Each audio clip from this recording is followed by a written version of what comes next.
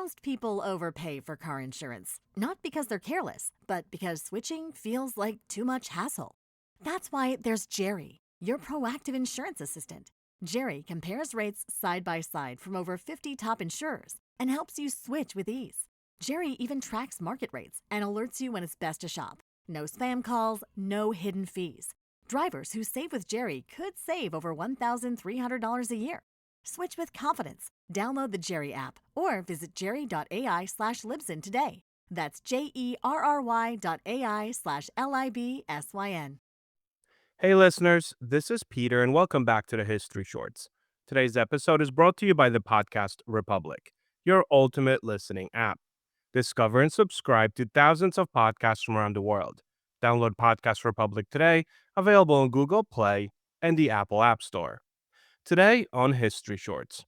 In the fall of 1867, a quiet revolution unfolded on the floor of the New York City Stock Exchange. Not with shouting traders or crashing prices, but with the steady clatter of a new machine. Edward A. Callahan, an employee of the American Telegraph Company, had rigged a telegraph to automatically print stock prices and volumes on a continuous strip of paper tape. The stock ticker was born. Brokers who leased the earliest machines suddenly knew prices in near real time. Those without them, well, they were trading blind, relying on runners or delayed telegrams. Within years, private telegraph wires snaked out from Wall Street to offices across the country. Fortunes were made and lost not on superior analysis, but on who got the news first. A new kind of insider trading was born, not from stolen documents, but from superior wires. Our history brief today returns to some myth versus history and Marie Antoinette's infamous saying, "Let them eat cake."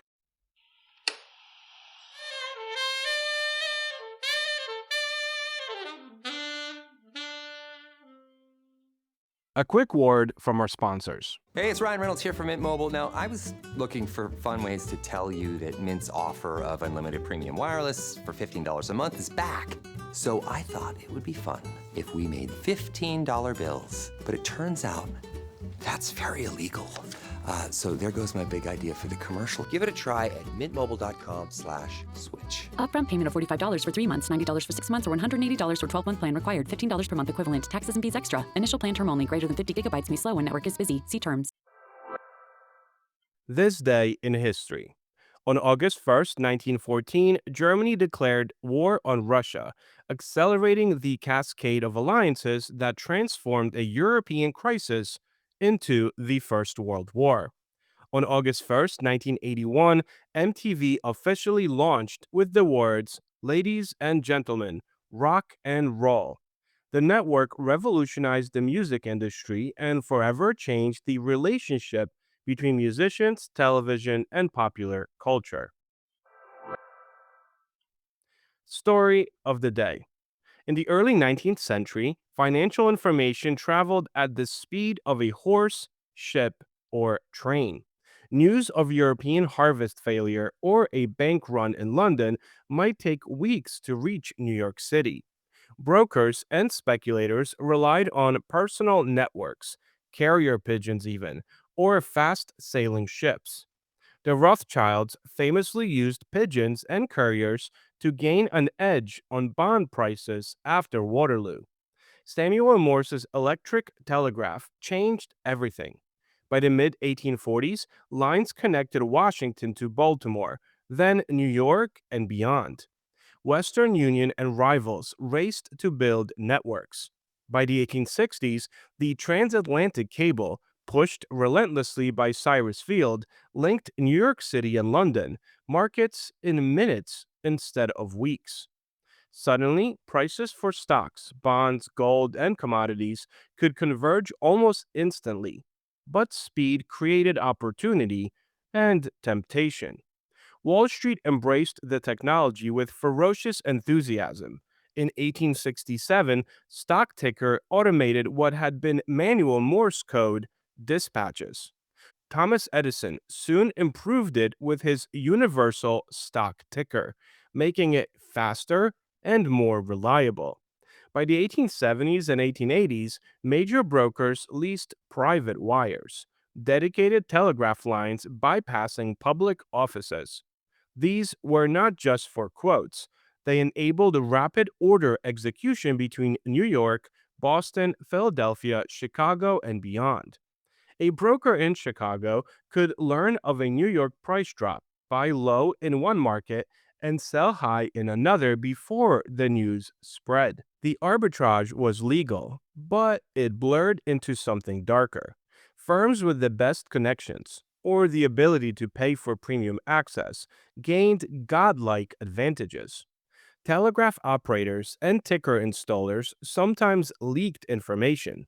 Codebooks and ciphers protected messages, but in a world of cutthroat competition, secrets had value. Western Union itself profited handsomely from private wires, which became a major revenue stream. The networks created what we now recognize as structural insider advantages, information asymmetry at the speed of electricity. One of the most colorful and controversial outgrowths was the rise of bucket shops. These unofficial trading areas installed tickers and let ordinary people bet on price movements without actually owning stocks. They looked like brokerages, complete with quotation boards. Customers wagered small sums on whether prices would rise or fall, often on margin. The shops bucketed most bets internally rather than executing real trades on the exchange. To the exchangers, they were parasites, stealing real time data via telegraph. Bucket shop operators fought back by leasing their own private lines.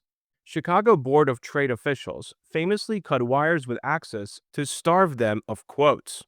Bucket shops brought democracy to speculation, letting clerks and shopkeepers play the market.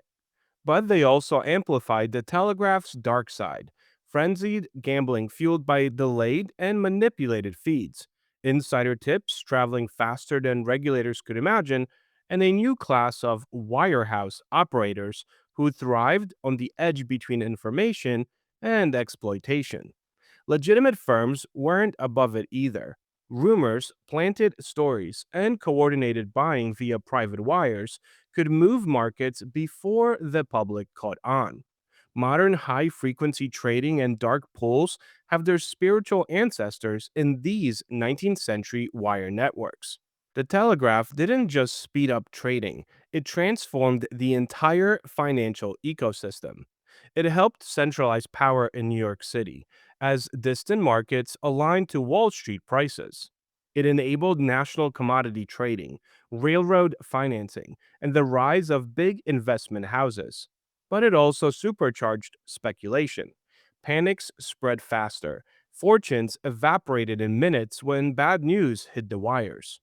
By the 1880s, thousands of tickers hummed in offices nationwide. The clatter of the machine became the soundtrack of American capitalism. Yet the system favored the connected. A broker with a direct private line to the floor held an edge that smaller players could only dream of, an edge built on copper wire and Morse code. It took decades for regulations to catch up. Insider trading laws, disclosure rules, and eventually the SEC were in part responses to the wild inequities the telegraph networks exposed and amplified. The wires themselves are mostly gone now, replaced by fiber optics, satellites, and algorithms executing trades in microseconds. But we could all admit that the principles definitely remain. The History Brief. It's one of the most famous quotes in history. The people of France are starving. A messenger tells the queen that the peasants have no bread. And she supposedly replies, "Let them eat cake." It became the ultimate symbol of an out of touch ruler, someone so detached from ordinary life that she couldn't even comprehend hunger. But did Marie Antoinette actually say it? Well, the answer is almost certainly no. In fact, there's no credible evidence that she ever uttered those words. So, where did this story come from? Ironically, it actually predates Marie Antoinette herself. The earliest known version appears in the writings of the French philosopher Jean Jacques Rousseau. In his Confessions, written around 1765, Rousseau describes a great princess who supposedly responded to news that peasants had no bread by saying, and I'm translating it from French, let them eat brioche. Brioche isn't exactly cake, it's a rich, buttery bread. But the point here is the same. If there's no ordinary bread, let them eat something more luxurious. There's just one problem. When Rousseau wrote those words, Marie Antoinette was only about 9 years old. She hadn't even moved to France yet. She wouldn't become queen for another decade. So the quote couldn't have been about her. Yet, somehow, by the time the French Revolution erupted in 1789, the story had become attached to Marie Antoinette. Why? Well, because it fit the image revolutionaries wanted people to believe.